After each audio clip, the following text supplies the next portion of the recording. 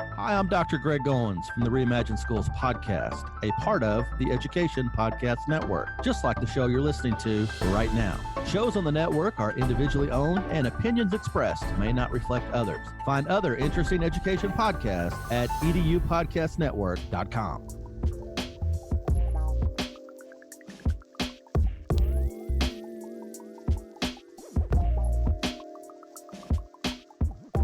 Hello, everybody, and welcome to another great episode of My EdTech Life. Thank you so much for joining us on this wonderful Thursday.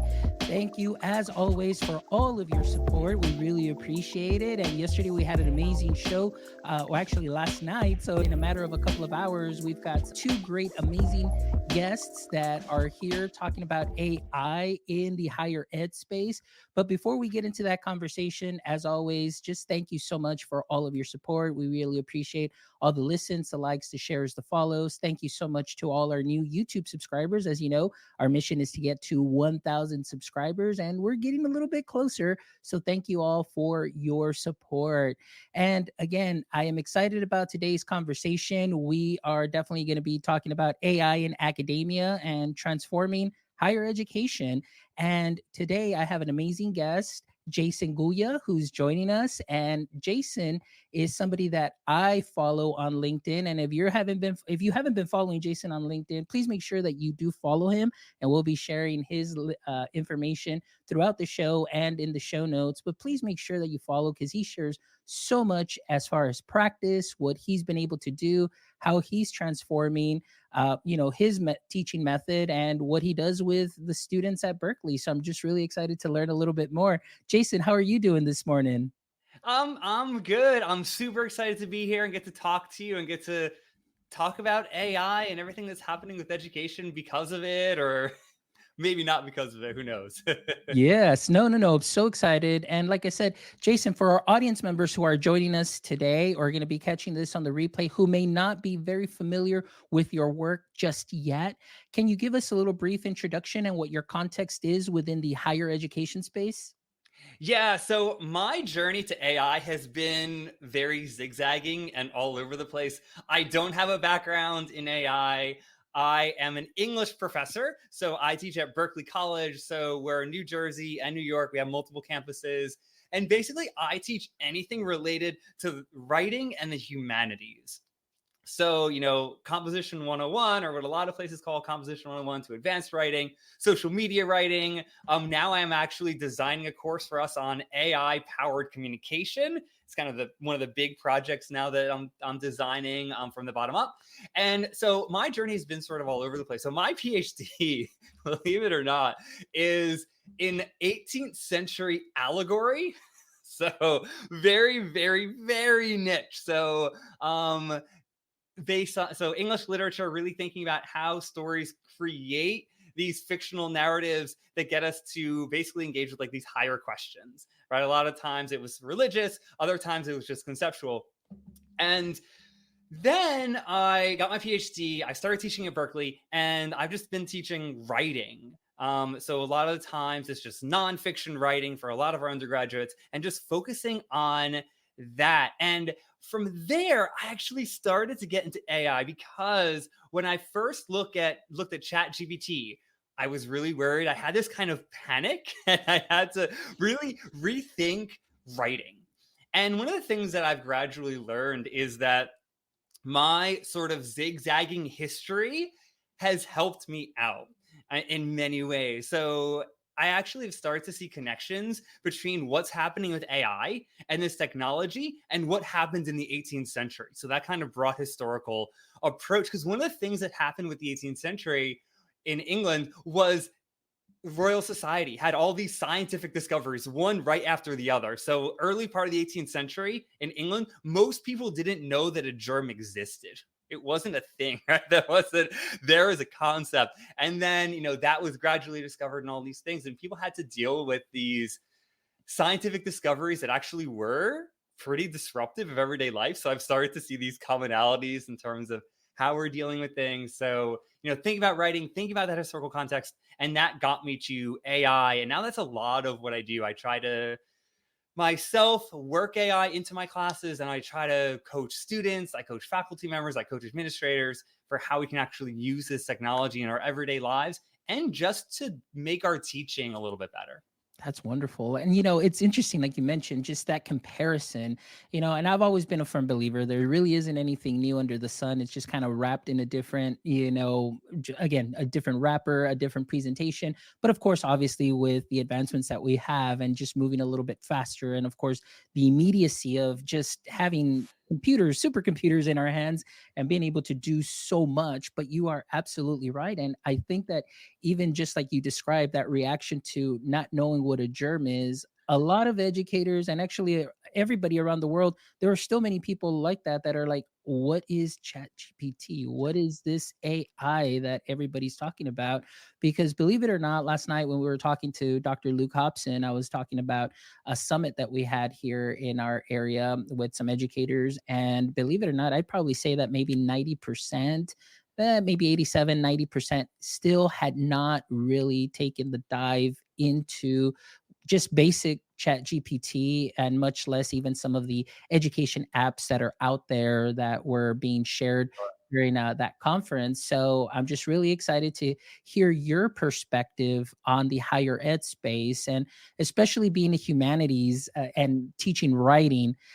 I must say that writing has been my biggest pain point since far back as I can remember. And it could just be that maybe I just, either didn't like it or maybe it was just taught to me differently. But I'll tell you this, during my dissertation, or actually my doctoral program, if there was any way that I can get rid of or away from a writing or turning something in writing, I definitely did. And my professors allowed me to many times do podcasts or do videos because I don't know, it's just that fear that for me, writing has always been so punitive in the sense of, oh, here I need a 20-page paper. The content is great, but you missed one citation, minus 20, you get a B. And that was the fear. It's so punitive. And are we writing for stamina? Are you actually reading the content? So, can you tell us a little bit about how maybe how this year with ChatGPT and many other apps out there and through your work, maybe you've adapted your coursework for your students? And maybe if you can share maybe a success story with maybe somebody that may feel the same way I did in your class and how they've been able to grow.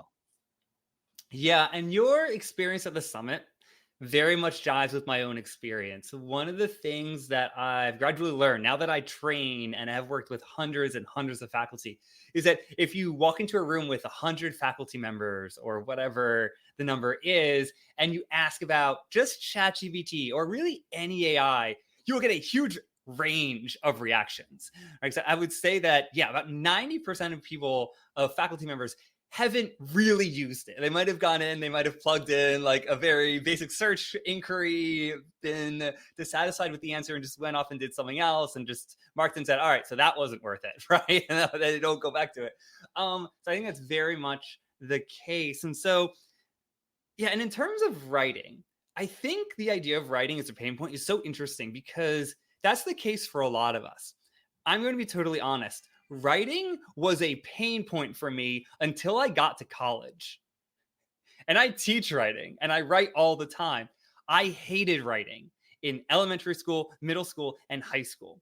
And so for me, it wasn't so much about the fear, which I totally get, that kind of focus on the punitive side. And now that in many ways just makes it hard to get started.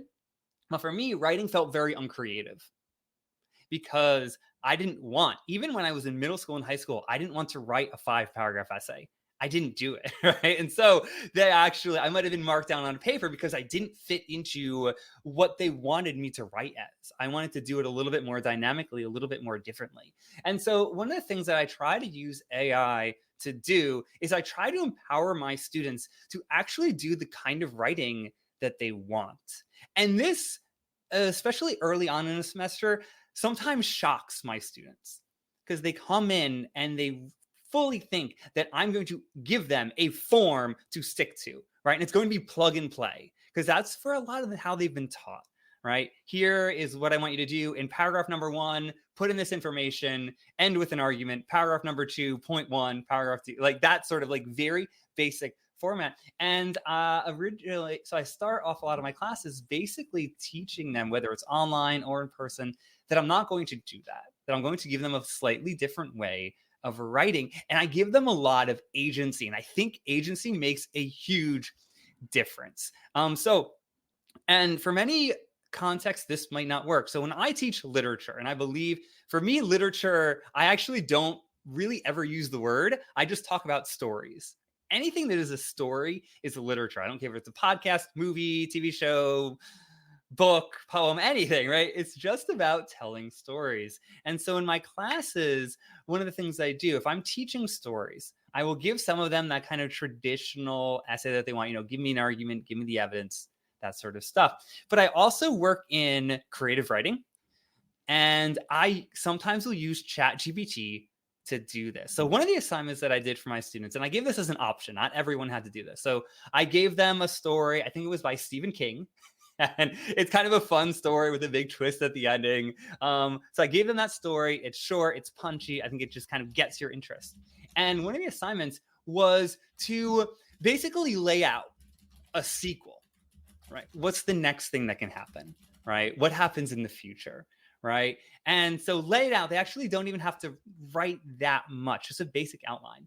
And then ask ChatGPT to do it, right? So go in and prompt it, see what you get out of it, and look at them side by side, right? See what the connections are, what the similarities are, what the differences are.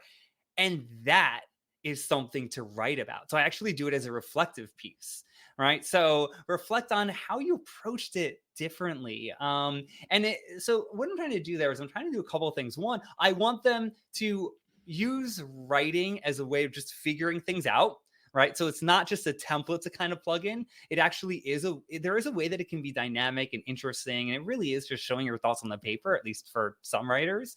And then also just thinking about, basically practicing metacognition, right? Thinking about how you approach it and how something like a robot, an AI would approach it. And that's something that my students find very, very interesting. I think some of them are interested just because they haven't looked at the tech that much, right? I still have students who are still getting used to it, right? Students have a pretty big range too in terms of how comfortable they are or are not with AI. And some of them were just sort of shocked by that other approach.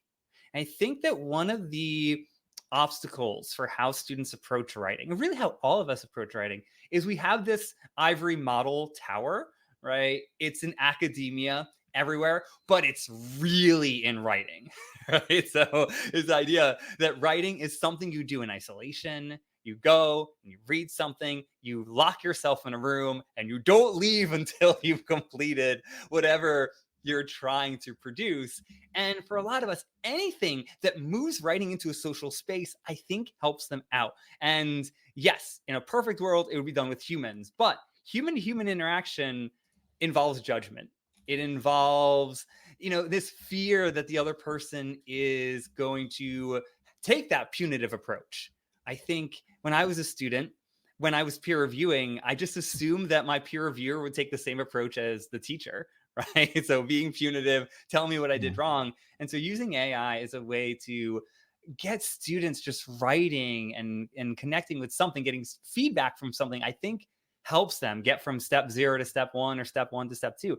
And that's the power of the tech, just helping students kind of get an introduction to writing and just kind of getting past that blank page, which is it's so difficult for many students.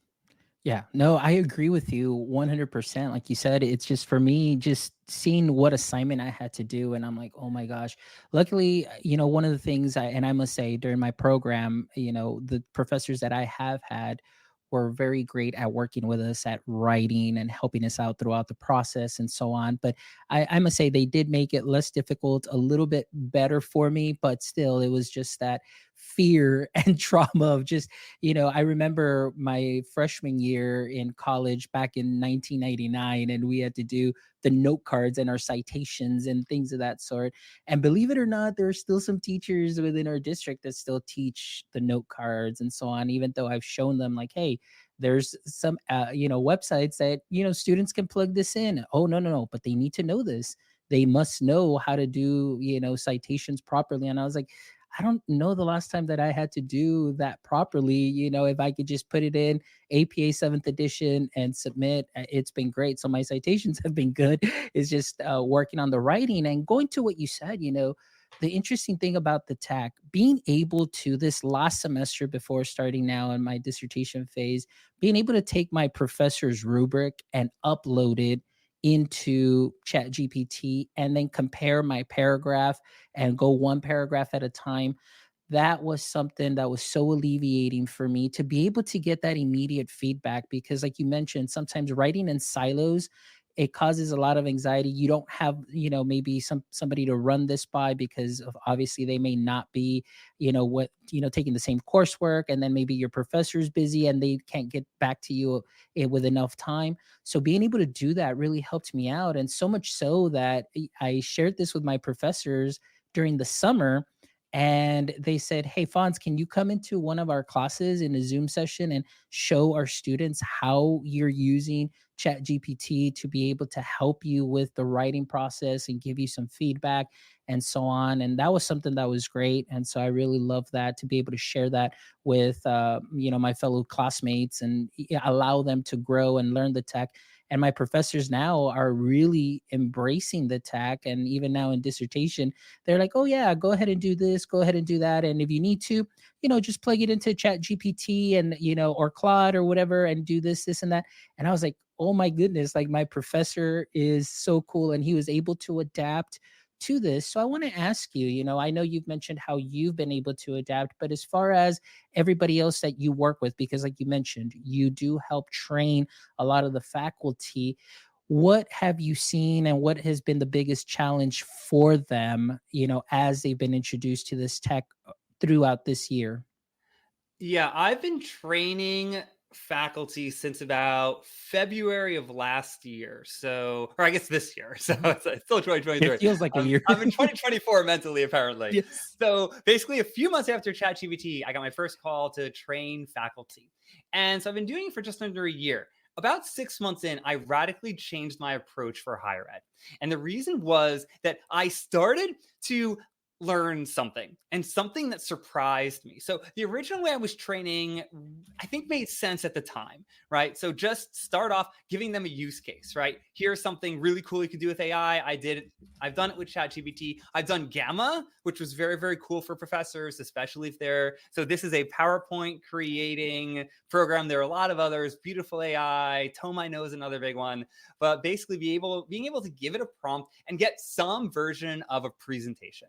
So I would show them that, and then I would focus on practical uses. I'd give them some prompts. And then at the end, we would talk about ethics. We'd have this basic discussion. I changed my approach. I got about 6 months in, and I realized something.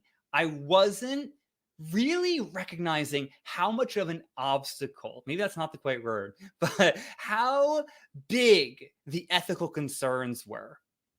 That approach of having ethics kind of put at the end was not working, because as I talked to more and more faculty, I learned that for many of them, so for some of them, yes, it's just one other thing to learn and they just don't have time for it. That's certainly there, as an excuse for not using this technology. But for some others, and there's actually a huge portion of faculty that I talk to who say this, they think AI is unethical. They think it is immoral.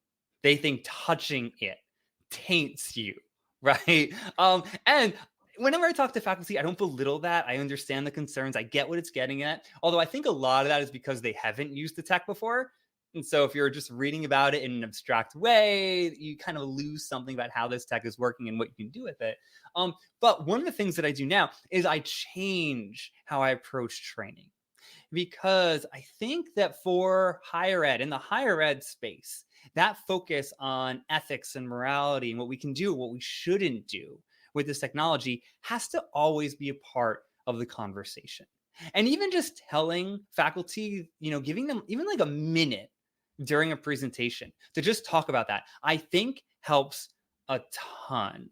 because I think it's a very delicate balance when we need to be thinking about not just the use cases, because I think we all want those, we want to see them and see how we can be more efficient or more effective with AI, but we also want to think, especially in the higher ed space, about the larger things that are happening, right? If I can go and generate something with ChatGPT, what does that mean for critical thinking? Right. And having those little things where, for me, we can actually use AI to improve critical thinking and encourage it. But I have to say that, right? You can have that as like an implicit idea. Because I think that has been a huge obstacle for getting AI into the higher ed space. And a few months ago, I was on X or Twitter. It feels so weird to call it X, but anyway, I was on X and I went and there was an English professor at like a big institution and they wrote something along the lines of, we all just need to agree that AI needs to be banned from every single writing classroom, period. And if we don't agree on this, then what are we doing? So and I have many problems with that. The big problem is you can't do it. Right. It's actually just like not even possible. Right. And I think that's another thing. Right. Another way that I approach talking to faculty is focusing on what you can control. Because keeping AI out of the classroom completely and out of that assignments completely it is not scalable. Right? Even if we can't, but even if we could theoretically do it today, we can't do it in a month, right? We can't do it in a year, right? There's a moment when that model breaks apart. And so we can either spend our time bolstering and supporting that model until it breaks apart, or we can start to plan for the next thing. We can start to think about that future, because now it is a matter of just figuring out how we can use our time. But for me, focusing on faculty on, controlling what you can control and really having those big social, ethical questions always a part of the conversation in my training has also helped, because if we just have use cases when we're training, we might get someone to play with the tech for 10 minutes, but when they get home, they're not going to, right? Because that feeling of immorality is going to nag at it and they're just going to put it aside. And so I think that even just having a space where faculty members and administrators and staff can actually just think about that, I think makes a huge difference, at least in my trainings. Yeah. So I want to ask, now you are doing the trainings with your faculty, but what has been the overall stance for your institution on the use of AI? And that's a similar question I asked Dr. Hobson yesterday, because I know, as much as we don't like to work in silos, I know that many times we're siloed by departments as far as, humanities and so on. So the training that you do, is that offered for everybody at your college, or is it just for your specific faculty in humanities? And can you tell us about the overall stance as far as the institution on AI? Yeah, so my institution has been great. They've been incredibly accepting of AI and its use and how it can be worked into the classroom. And that's because we are a career-focused institution. We have as really a huge part of our mission getting students jobs. And I think that has helped me out a lot. So when I talk to administrators about it, I really amp that up, because as we know now, being able to use AI is going to be a major skill in the workforce. Right. And that's going to, I think, continue to be the case. And it's certainly going to be the case for the next 5-10 years, that having AI literacy is going to be a differentiator for our students. And so that has helped me, my institution, just really make the case that we shouldn't ban it. I was worried because when ChatGPT came out, I was actually on sabbatical. So I was sort of like distanced from things, and I felt very worried that we're going to get a ban. And I was very happy that we didn't. They've been accepting along the way. I've been doing training with our faculty along the way, and I also do training at other institutions when they just have me on as a consultant. But I've gotten very, very little friction and pushback when I say I'm working AI into my classrooms. And I do think part of that is because we're a career-centered institution. We want to get our students jobs. And also, we do not have a formal AI policy on the college level. Our approach has been very professor-centered. And at least I want it to be more student-centered. I want them to have a huge voice in it too. So one of the things that I do in my classes, which my institution has fully backed me up on, is I create the AI policy with my students. I let them weigh in on it. I let them tell me their concerns, what they want to learn to do with it, what they think is unethical, right? What they perceive as unethical. And out of that, we work together. We collaborate to create an AI policy. Now, that will not fly at all institutions, right? I have that because I have a lot of leeway. And eventually, I think we'll have a college-wide policy. But for us, we've had the ability to create our AI policies from the ground up. That in and of itself is a challenge. One of the things that I do at my college is I provide support for faculty who are trying to decide on a policy, right? I give them samples. I walk them through, here are some questions to think about. If you are going to do blank, really think about this, right? Because no matter what your policy is, there are obstacles that you need to approach and things you have to have built into your AI policy. But my institution has been great with it. Now, I know that many other colleges and universities have pushed for like a top-down AI policy, which has advantages, right? Especially when you talk about the appeals process. When a student is, and this is one of those things that I know is happening, I'm more than happy to talk about it because I've talked to a lot of people about it. When a student is accused of using AI to plagiarize, and then it gets into the appeals process. So the student says, no, I didn't. And then you're in this very, very weird situation. So in that case, yeah, you kind of want a college-wide policy. But there are certain advantages to just giving professors and students the ability to kind of create them as we go along. So yeah, every institution, every college has their own sort of obstacles with how they're approaching this technology and where the policy is coming from. There you go. And that's great. That's good to hear, like I said, because, right now, even though it's been a year, like you said, it kind of took off full steam, like, oh my gosh, that panic and that uproar. And then for a lot of us that are real tech savvy, we're like, woohoo, the next big thing. And we're just, Right. rolling with it and going and adapting and so on. But tell me a little bit about kind of what you've seen in that adoption process. Have you seen that, since last year when ChatGPT came out and the work that you're doing, have you kind of feel that higher ed has continually moved faster, or do you feel that there's been kind of like a little slowdown or a little lull within the adoption process? I think there's been a slowdown. I think so. When ChatGPT came out in November, I think there was broad panic. Colleges, professors, and students too, they're also a part of this disruption, really not being sure what to do, right? Do we ban it, right? That was thrown out as a possibility at many, many colleges. Do we incorporate it? How do we incorporate it? What does that look like? Should we create a degree for it, right? Some institutions took that approach. And so there was this broad kind of confusion and panic. And then, so I'd say that really hit like January. And then by the time we got to like March, I think, at least for me, I became more and more optimistic. It seemed like there was an uptick in how colleges were adopting it, how they were moving around, how they were working AI into their mission statements, right? Explicitly or implicitly saying that, we want our students to get jobs. So this is how AI fits into what we are trying to do for our students and how we are serving them. Then I think the summer hit. I think everything went on pause. The initiatives that were in place went on pause. People went off, student and professor alike, and they did their own thing for a couple of months. And I don't think it picked up where it left off.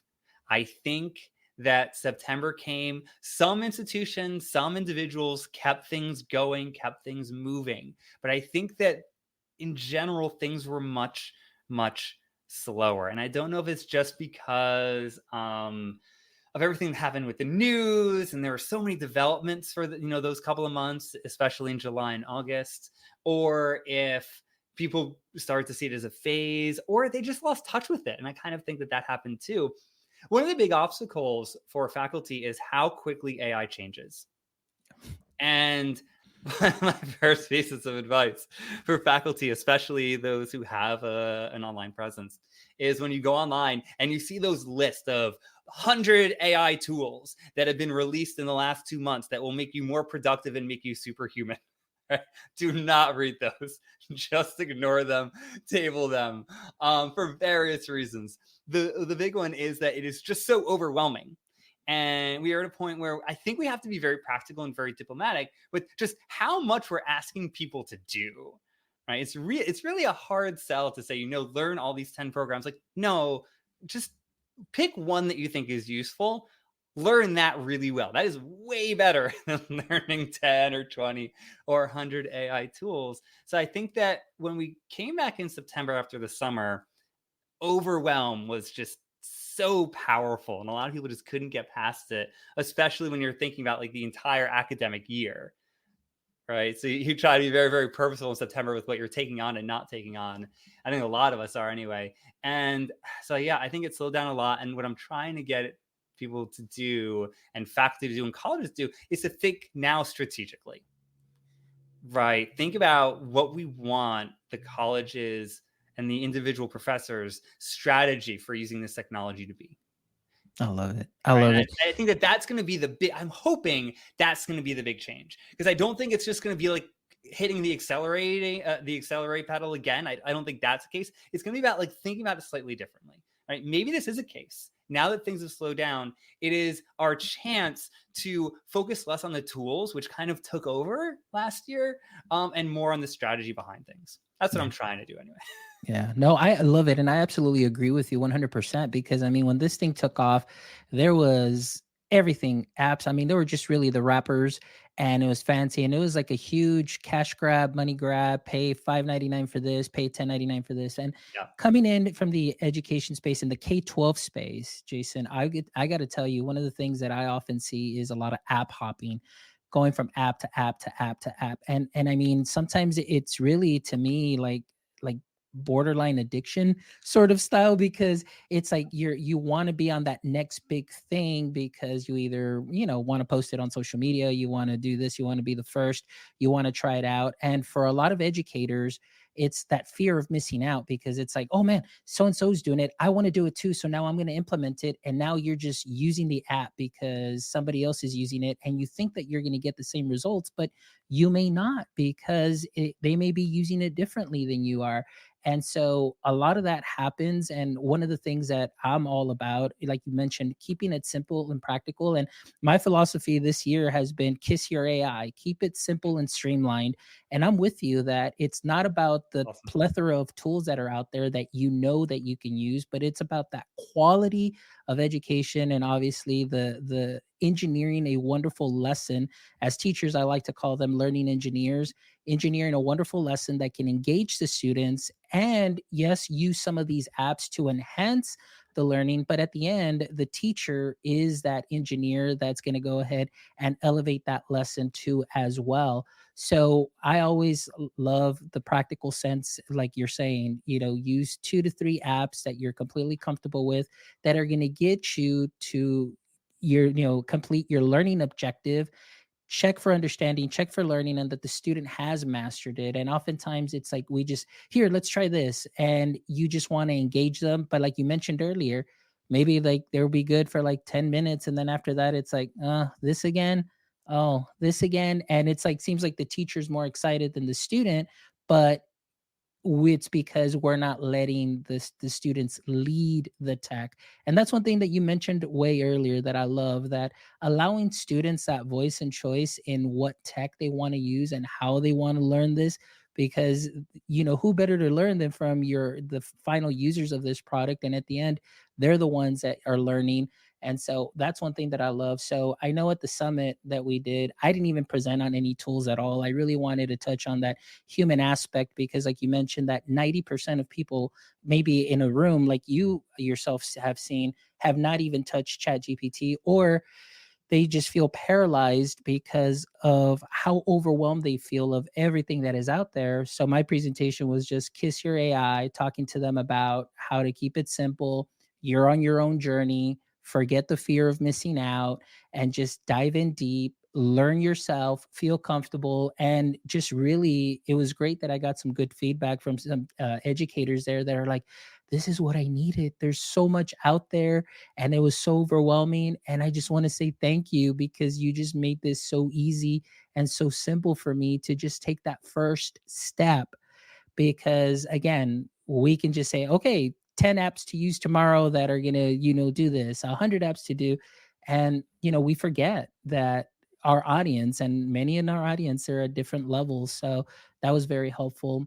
The other thing that you touched on too, as well, that I really liked is how important it is to really find those apps that are going to help the student. And you mentioned about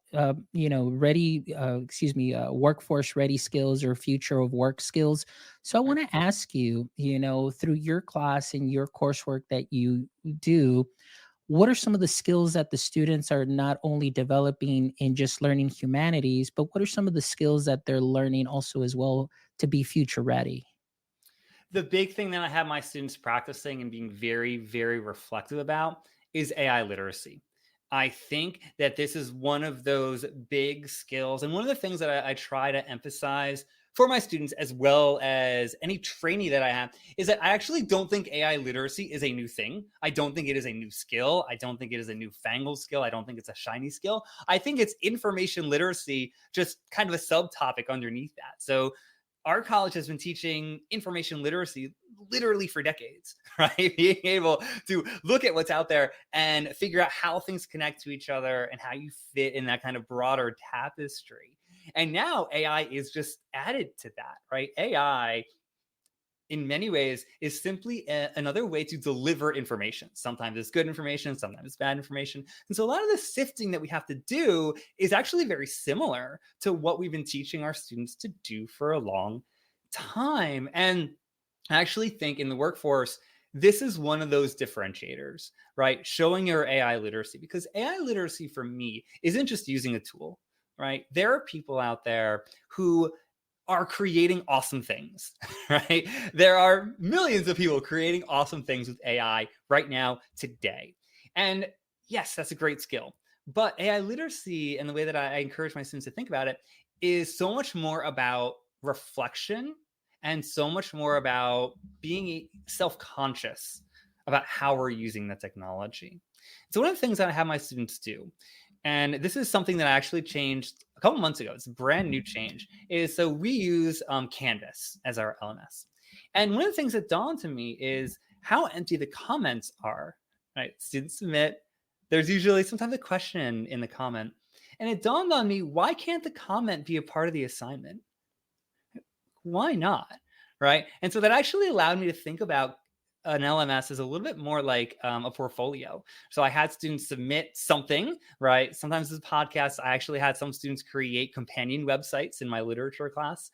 And I had them use the comment function as a way to show their AI literacy, right? I gave them a reflective question, right? So if they use a prompt, I asked them to reflect on that prompt, right? And that kind of pushed them to, I think in a broader way about how they're interacting with this technology. And another activity that I do with my students,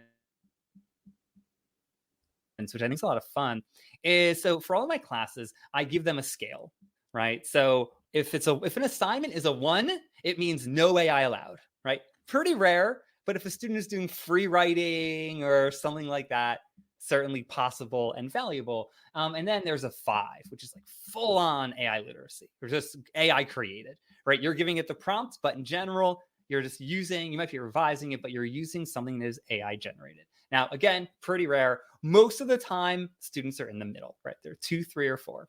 And I ask my students, so for a particular assignment, I'll give them a number, especially early on. Later, they can pick their own number. So I might say, oh, for this, try to be around a 2, maybe a 3 if you need more help. And in the comments, I'll ask them to reflect on that, right? And this is them showing AI literacy, saying that, if you were a 2, what happens if you ended up to a 5? What would be different, right? What would you lose? What would you gain, right? And because for me, whenever we pick up a tool, and this is for all tools, this is not just AI, something is gained, something is lost, right? If I write something by hand and then I move to a computer, I gain something and lose something, right? Then I move to a phone, I gain something and lose something. It's just how tools work. And so I'm trying to get my students to show their AI literacy, because that is something that I think they're going to need, right? They're going to need to bring into an interview and say that, this is how I can not just learn the technology, they'll have to be able to show that, but also think self-consciously about how I'm interacting with it, right? Because I think that it's going to be a huge thing. So I actually work AI literacy. And again, for me, it's just a subtopic under information literacy into all of my courses. And I've done that with comments. I might do that with more of a portfolio kind of project, so more project-based learning in the future. That's something that I'm tinkering with and figuring out what it would look like. So I think that's certainly a possibility going forward. But that's one of the big skills I have my students practicing and demonstrating in a very real way as much as they can. Oh, I love it. I love it. Now, before we wrap up, I have one more question, but going along these lines, I would love for you to share. I heard you on the Everyday AI podcast, and you shared an assignment that you gave, how you created, the Chat GPT prompt, and then you shared it with your students and how they went back and forth. So I thought that was so impressive and so innovative and such a great way to be able to use AI in a classroom, and especially with writing. So can you share a little bit of that assignment with us and how that went? Yeah, it's very dynamic. I find my students like it, and it's simple, right? It sticks to, like, here's a simple use case of it. So I use this to teach argumentation. A lot of us teach that, especially if you're teaching writing, being able to look at evidence and figure out what your argument is. And I think that going forward, that's going to be a huge skill, because we're going to ask our students to look online, find information, evidence out there, and figure out what they think based off of the evidence and connect things. And so the traditional way of doing that was the 5-paragraph essay, right? Announce an argument at the very end of that introduction, and then back it up with reason number 1, reason number 2, reason number 3. And now my experience as a student is I hated this. I refused to do it. I found it uncreative. I didn't find it that interesting. So one of the things that I do with my writing students is I keep that focus on argumentation and creating an argument, but I use AI to make it much more interesting, I think. And also it helps me see what they're doing. So what I do is I have students go into ChatGPT and I give them a prompt. The prompt is about 1.5 pages to 2 pages. It's really, really long. I have a ton of instructions for ChatGPT for what to do. And if anyone listening does want that prompt, just let me know, message me through LinkedIn. I'll send it right to you. I'm more than happy to share it. And so what it allows students to do, and I asked them to copy and paste the entire prompt. I could do it as a chatbot if I wanted to, but I want them to see the prompt. I want them to see what it's like and look through it, at least a little bit, just kind of give it a skim. But basically what the prompt does is it asks ChatGPT to act as a contrarian. And I let it know exactly what that is. It's not going to just take the opposite side. It's going to do something a little bit more complex, because they're college students. So it's not just about just a debate and arguing just for one side. It's about really thinking about how complex the idea is. So ChatGPT in the prompt is asked to basically look at the argument that the student is giving them and poke holes in it and focus on the assumptions and ask questions about it. So basically, a student will go in, copy that prompt. ChatGPT will just say, okay, something like that. It knows the directions. And then a student gives them their idea. And they have a dialogue with ChatGPT. And in the upper right part of the screen on ChatGPT, they can just send me the entire link to the chat, right? Because I want to see everything.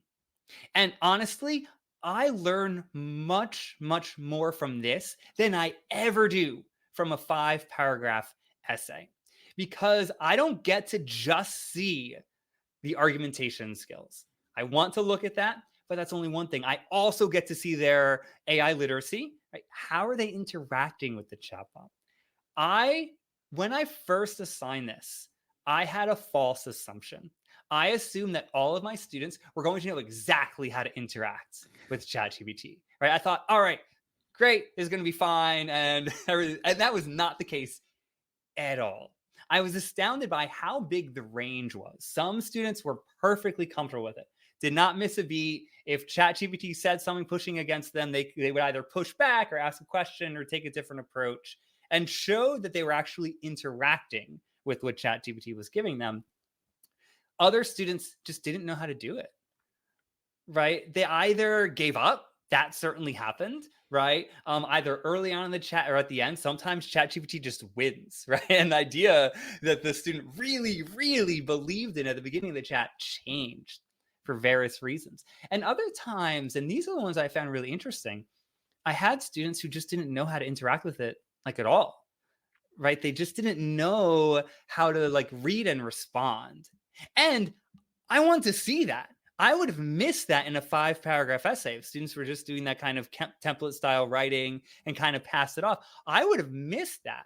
This gives me the ability to give them support, right? So that I can say, oh, I noticed this sort of interaction, and then I can give them resources, or we can have a chat, like whatever would be useful for them, to kind of focus on that. So I can pinpoint in a much more streamlined way than I have in the past. And at least for me, they don't take that much. It's not like a huge lift grading it, because I actually think they're really interesting, right? I think it's much more interesting to read that than a 5-paragraph essay, because for me, as an instructor, burnout hits when I'm just not interested in reading something. And if you have, say, 100 students who are writing a 5-paragraph essay and they don't want to write it, that feeds into it, right? It becomes less and less interesting as a professor to read through it. So just being able to kind of switch things up a little bit, have that assignment, and again, just being able to get more information about their AI literacy, how they're thinking through their ideas, I think is so invaluable. And I think the traditional way of teaching misses it, because most of my students, especially by the time they get to college, even if they don't really know how to create an argument or synthesize information, they've learned how to fake it. And it's way easier to do that in a 5-paragraph essay than a ChatGPT dialogue, especially when they're just giving me the whole thing. Oh, I love it. And that's so great. I mean, you hit on so many things that I love. Is just really the immediacy of that feedback too, as well. Being able to learn and pinpoint. And like you mentioned, that's something that you might have missed in that traditional assignment where they're just writing, and you miss a lot of that. And now, like Sophie was commenting earlier, maybe some professors might like, she had a teacher that said, hey, my teacher always said, or my prof always said that my writing was vanilla, but never gave me any feedback on how to improve it. And now here, through the use of Chat GPT, not only are they learning how to create that argument, but also write and interact. And I think that's something that is such a valuable skill, like you mentioned, and I absolutely love it. So please, anybody listening and you want that prompt, please make sure that you message Jason on LinkedIn, and you can find definitely the link on the show notes, and I've been posting it here in the comments. So make sure that you reach out to him as well.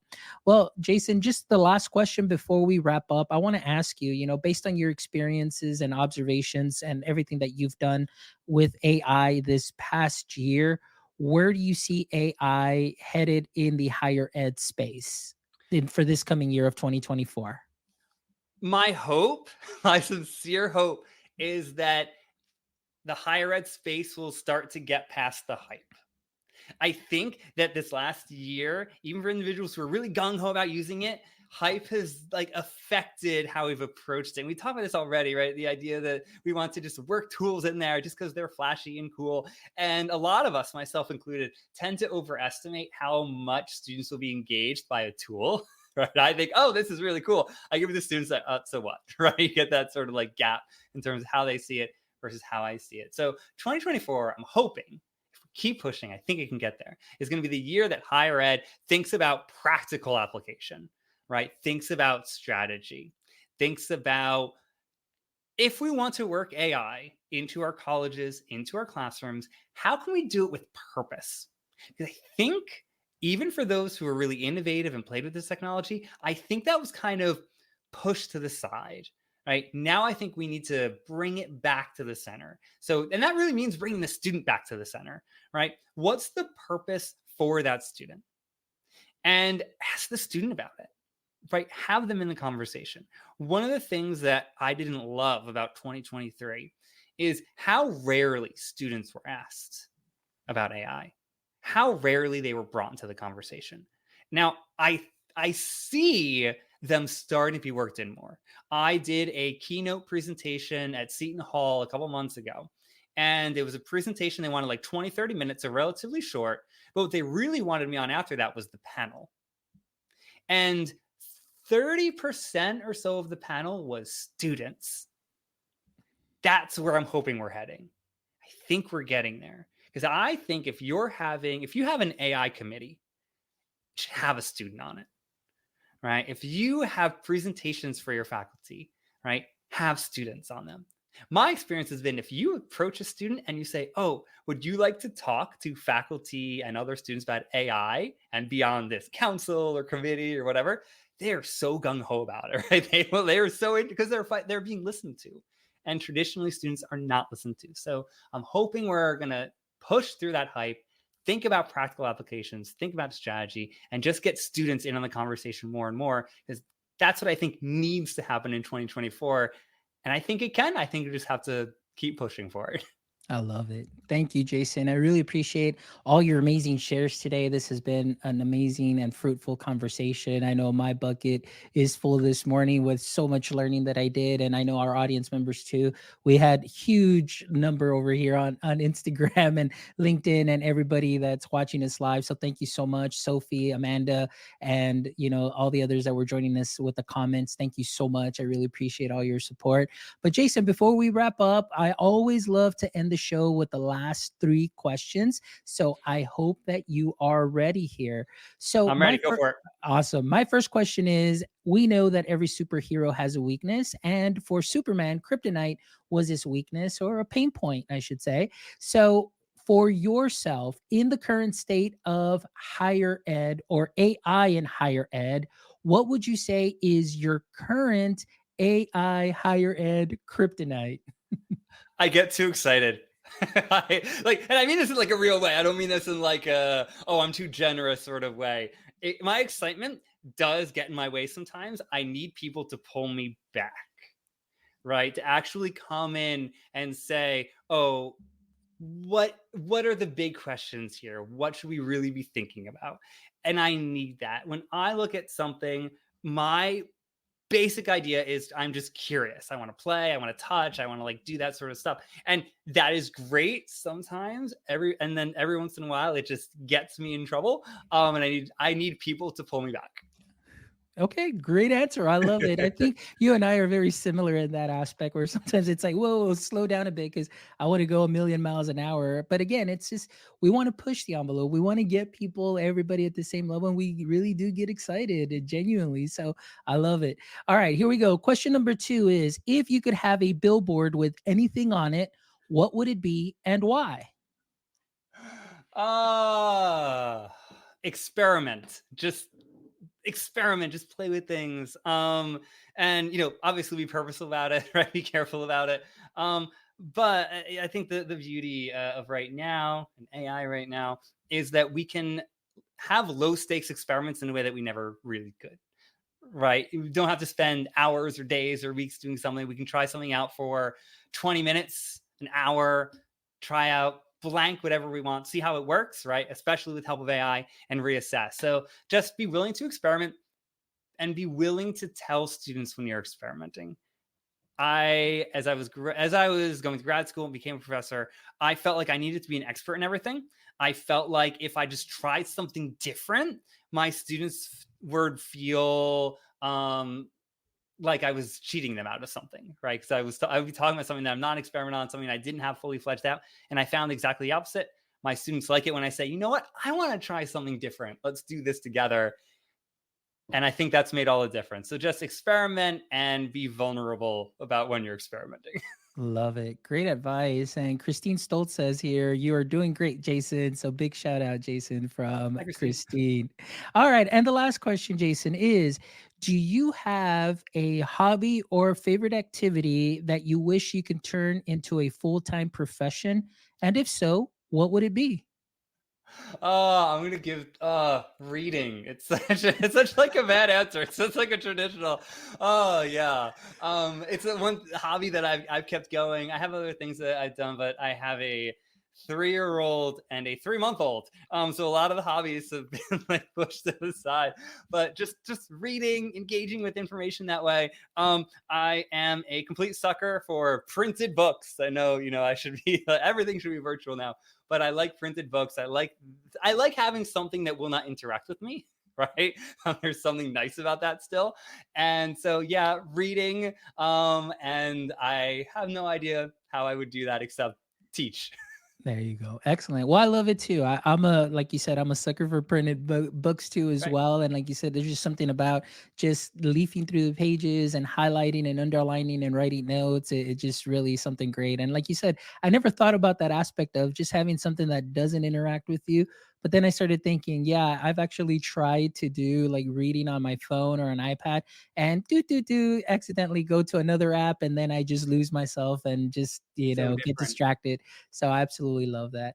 Well, Jason, thank you. I appreciate you taking some time this morning out of your schedule. I know, like you said, you've got a 3-month old and a 3-year old. So thank you so much for making some time to be here and sharing your insight with my audience. Like I said, you definitely dropped some great truth bombs, some great knowledge, and our audience is definitely going to be benefiting from it as well.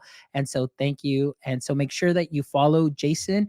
Everybody, I have been sharing the link throughout the comments, and you will find all of that in the show notes. And to all our audience that joined us live, I appreciate all the comments, all the love.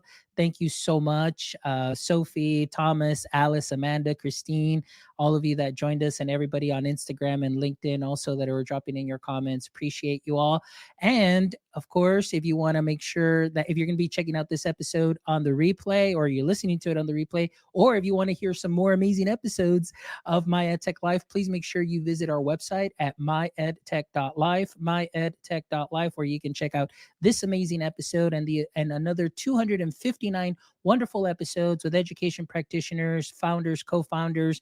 You will find a little bit about everything that I promise you. You'll find some knowledge nuggets specifically for you that you can definitely sprinkle onto what you are already doing great. If you haven't followed us yet on socials, please make sure you follow us on all socials at MyEdTechLife, at MyEdTechLife on all socials. And if you haven't subscribed to our YouTube channel, please jump over, give us a thumbs up, subscribe. We're on a mission to get to 1,000 subscribers. And I want to thank you all for all of your support, those of you that have already subscribed. So thank you so much for all the love, all the shares, the follows.